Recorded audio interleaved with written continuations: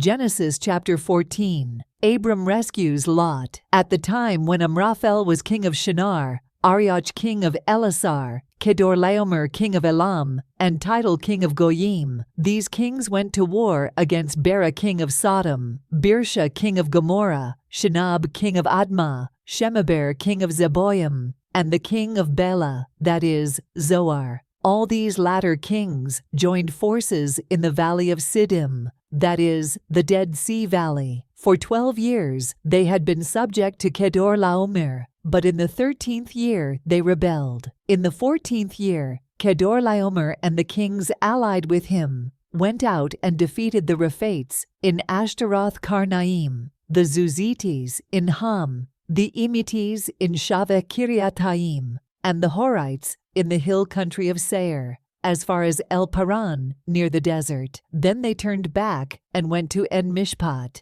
that is, Kadesh, and they conquered the whole territory of the Amalekites, as well as the Amorites, who were living in Hazazon Tamar. Then the king of Sodom, the king of Gomorrah, the king of Admah, the king of Zeboim, and the king of Bela, that is, Zoar, marched out and drew up their battle lines in the valley of Siddim against Kedorlaomer king of Elam, Tidal king of Goyim, Amraphel king of Shinar, and Arioch king of Elasar, 4 kings against 5. Now the valley of Siddim was full of tar pits, and when the kings of Sodom and Gomorrah fled, some of the men fell into them, and the rest fled to the hills. The 4 kings seized all the goods of Sodom and Gomorrah and all their food. Then they went away. They also carried off Abram's nephew Lot and his possessions, since he was living in Sodom. A man who had escaped came and reported this to Abram the Hebrew.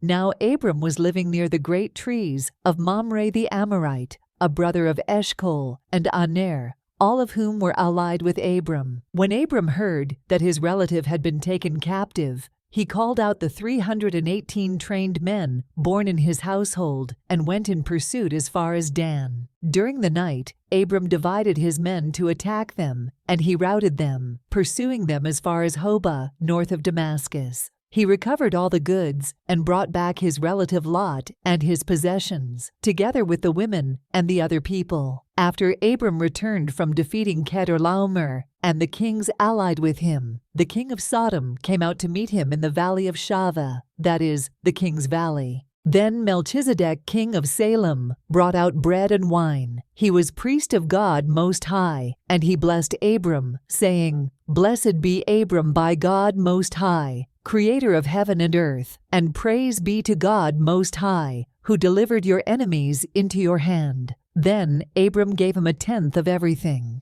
The king of Sodom said to Abram, "Give me the people and keep the goods for yourself." But Abram said to the king of Sodom, "With raised hand, I have sworn an oath to the Lord, God Most High, Creator of heaven and earth, that I will accept nothing belonging to you, not even a thread or the strap of a sandal, so that you will never be able to say, 'I made Abram rich.' I will accept nothing but what my men have eaten, and the share that belongs to the men who went with me, to Aner, Eshcol, and Mamre. Let them have their share."